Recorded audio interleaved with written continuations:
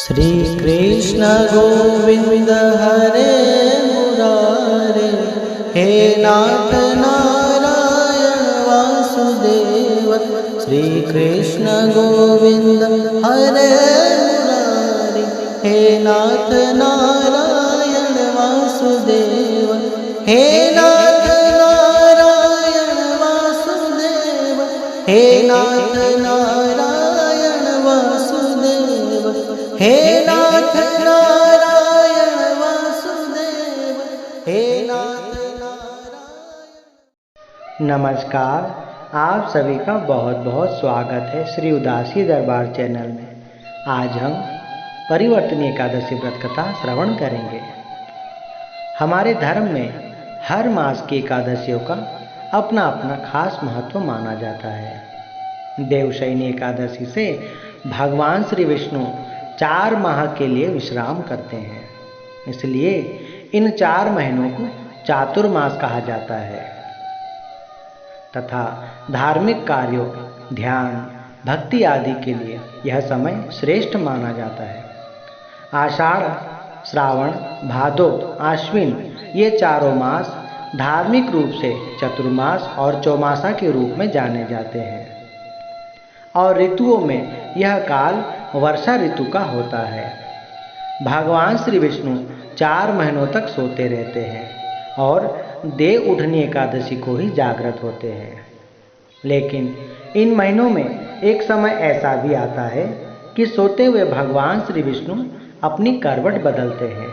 यह समय होता है भादो मास के शुक्ल पक्ष की एकादशी का, इसलिए इसे परिवर्तनीय एकादशी के रूप में जाना जाता है।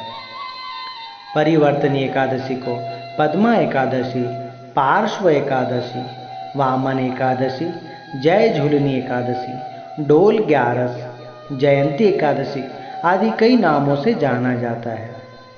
मान्यता है कि इस एकादशी के व्रत से वाजपेय यज्ञ जितना पुण्य फल उपासक को मिलता है। इस दिन भगवान श्री विष्णु के वामन स्वरूप की पूजा और आराधना की जाती है। जो साधक अपने पूर्व जन्म से लेकर वर्तमान में जाने या अनजाने में किए गए अपने पापों को प्रायश्चित करना चाहते हैं और मोक्ष की कामना रखते हैं, उनके लिए यह एकादशी मोक्ष देने वाली और समस्त पापों का नाश करने वाली मानी जाती है। इस व्रत की पूजा विधि: एकादशी का व्रत रखने वाले व्यक्ति को दशमी तिथि यानी व्रत से एक दिन पूर्व सूर्यास्त के बाद भोजन नहीं करना चाहिए। दशमी के दिन भी सात्विक भोजन ग्रहण करना चाहिए और रात में श्री हरि जी का ध्यान करके सोना चाहिए। व्रत वाले दिन यानी एकादशी के दिन प्रातःकाल जल्दी उठकर स्नान आदि करके स्वच्छ वस्त्र धारण कर ले और हाथ में जल लेकर व्रत का संकल्प करना चाहिए। पूजा स्थल की अच्छे से साफ सफाई करें और गंगा जल का छिड़काव करने के बाद भगवान श्री विष्णु जी की प्रतिमा अथवा भगवान श्री वामन जी की प्रतिमा को स्नान कराकर और सुंदर वस्त्र पहनाकर उन्हें स्थापित करें। फिर भगवान की प्रतिमा के सामने घी का दीपक जलाएं। श्री भगवान का विधिवत पूजन करें, जिसमें उन्हें अक्षत, फल, फूल, मौसमी फल, नारियल और मेवे चढ़ाएं। पूजा में तुलसी के पत्र का उपयोग कर सकते हैं। इसके बाद धूप दिखाकर श्री भगवान जी की आरती करें और परिवर्तनीय एकादशी की व्रत कथा पढ़ें अथवा श्रवण करें। व्रत वाले दिन दूसरों की बुराई, निंदा, चुगली और झूठ बोलने से बचना चाहिए। इसके अलावा तांबा, चावल और दही का दान करना कल्याणकारी माना गया है। व्रत रखने वाले जातक अन्न ग्रहण नहीं करें। शाम को पूजा करने के बाद फलहार कर सकते हैं।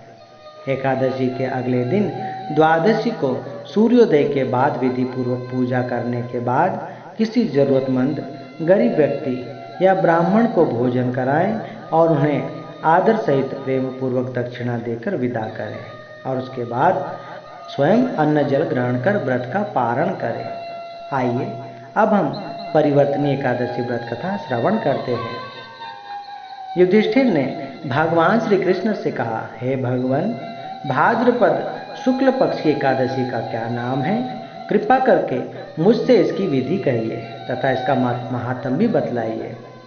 युधिष्ठिर के इस प्रश्न का उत्तर देते हुए भगवान श्री कृष्ण कहने लगे, हे राजन, यह पुण्य, स्वर्ग और मोक्ष को देने वाली एकादशी जो सब पापों का नाश करती है, इस उत्तम वामन एकादशी का महात्म मैं आपसे कहता हूँ, आप ध्यान पूर्वक सुनिए। इसे पद्मा या परिवर्तनीय एकादशी, जयंती एकादशी भी कहा जाता है। यदि मनुष्य इस एकादशी का यज्ञ करता है तो उसे वाजपेय यज्ञ का फल प्राप्त होता है। पापियों का पाप नाश करने के लिए इस व्रत से बढ़कर और कोई उपाय नहीं है। जो मनुष्य इस दिन मेरे वामन स्वरूप की पूजा करते हैं उन्हें तीनों लोग पूज्य होते हैं। इस व्रत को करने से सरलता से मोक्ष प्राप्त होता है। जो भाद्रपद शुक्ल पक्ष एकादशी को व्रत और पूजन करते हैं उनका फल वही है जिसने ब्रह्मा, विष्णु, महेश इन तीनों सहित तीनों लोकों का पूजन किया। अतः हरिवासर अर्थात एकादशी का व्रत मनुष्य को अवश्य करना चाहिए। इसे परिवर्तनीय एकादशी इसलिए कहते हैं क्योंकि इस दिन भगवान श्री करवट बदलते हैं। भगवान श्री कृष्ण के वचन सुनकर युधिष्ठिर ने दोनों हाथ जोड़कर कहा, हे भगवान, मुझे अति संदेह हो रहा है, आप किस तरह करवट लेते हैं और किस तरह सोते हैं? आपने किस तरह राजा बलि को बांधा था और वामन का स्वरूप धारण किया था? चातुर्मास के व्रत की कथा आप मुझसे कहिए। आप जब सोते हैं तब मनुष्य का क्या कर्तव्य है, यह सब आप मुझसे विस्तार पूर्वक कहिए। भगवान श्री कृष्ण ने कहा, हे राजन, आप एकादशी की व्रत कथा श्रवण करिए। त्रेता युग में बलि नाम का एक महादैत्य था। वो दैत्य तो था परंतु मेरा परम भक्त था। उसने मुझे प्रसन्न करने के लिए अनेकों प्रकार के वेद सूक्तों के साथ मेरा पूजन किया था। साथ ही वो लगातार ब्राह्मणों का भी पूजन करता तथा अनेकों यज्ञ का आयोजन करता रहता। लेकिन उसे इंद्रदेव से द्वेष था। यही कारण था कि उसने इंद्रलोक तथा सभी देवताओं पर अपना आधिपत्य हासिल कर लिया। बलि से सभी देवतागण बेहद दुखी रहते थे। ऐसे में सभी देवता एकत्र होकर श्री भगवान जी के पास गए। गुरु बृहस्पति सहित इंद्र आदि देवता प्रभु के निकट गए और नतमस्तक हो गए। वे सभी वेद मंत्रों से भगवान का पूजन करने लगे। फिर भगवान ने उन्हें आश्वासन दिया कि आप निश्चिंत हो जाइए, मैं जल्द ही आपकी पीड़ाओं का समाधान करूंगा। फिर मैंने वामन स्वरूप धारण किया। यह मेरा 5वां अवतार था। फिर अत्यंत तेजस्वी स्वरूप से मैंने राजा बलि को परास्त किया। यह सुनकर राजा युधिष्ठिर बोले, हे जनार्दन, इस अवतार में आपने दैत्य महाबली को कैसे जीता? फिर भगवान श्री कृष्ण ने कहा, हे राजन, मैंने बलि से 3 पग भूमि मांगी थी क्योंकि मैं जानता था राजा बलि दान करने में बड़े ही कुशल है और उनसे जो मांगेंगे वह कभी मना नहीं करते। परंतु राजा बलि ने मेरी इस इच्छा को तुच्छ समझा और मुझे वचन दे दिया कि वो मुझे 3 पग भूमि अवश्य देंगे। मैंने अपने त्रिविक्रम रूप को बढ़ाकर भूलोक में पद, भूवर लोक में जंघा, स्वर्ग लोक में कमर, महलोक में पेट, जनलोक में हृदय, यमलोक में कंठ की स्थापना कर सत्यलोक में मुख, उसके ऊपर मस्तक स्थापित किया। सूर्य, चंद्रमा आदि सब ग्रह और देवतागणों ने अलग अलग प्रकार से वेद सूक्तों से प्रार्थना की। तब मैंने राजा बलि का हाथ पकड़ा और कहा, हे राजन, एक पद से तो पृथ्वी, दूसरे से स्वर्ग लोक पूर्ण हो गए। अब मैं तीसरा पग कहाँ रखूं? इतने में ही राजा बलि ने अपना मस्तक मेरे सामने झुका दिया और कहा, हे प्रभु, तीसरा पग आप मेरे मस्तक पर रखिए, क्योंकि यह शरीर भी मिट्टी का पुतला है, इसलिए यह भूमि का कार्य करेगा। इतना सुनकर मैंने अपना पैर उसके मस्तक पर स्थापित कर दिया। जिससे वह पाताल लोक को चला गया। राजा बलि की विनम्रता देखकर मैंने उससे कहा कि मैं हमेशा तुम्हारे पास ही रहूँगा। फिर भाद्रपद शुक्ल पक्ष की एकादशी के दिन राजा बलि के आश्रम पर मेरी मूर्ति की स्थापना की गई। ठीक इसी तरह दूसरी मूर्ति क्षीर सागर में शेषनाग के पष्ठ पर हुई। भगवान श्री कृष्ण ने कहा, है राजन, इस एकादशी के दिन भगवान सोते हुए करवट लेते हैं। ऐसे में इस दिन भगवान श्री विष्णु जी का पूजन अवश्य करना चाहिए, जो तीनों लोकों के स्वामी हैं।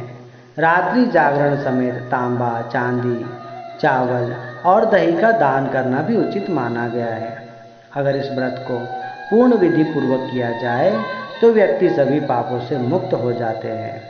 इस दौरान यह कथा पढ़ने से व्यक्ति को 1000 अश्वमेध यज्ञ का फल प्राप्त होता है। इसलिए मनुष्य को चाहिए कि इस समय इस एकादशी में यथासंभव इस व्रत को करने का प्रयास करें, जिससे उनका कल्याण हो और उनके चाहने वालों का भी कल्याण होता है, क्योंकि एकादशी ऐसा व्रत है जो सरलता से सभी सुख प्रदान करती है।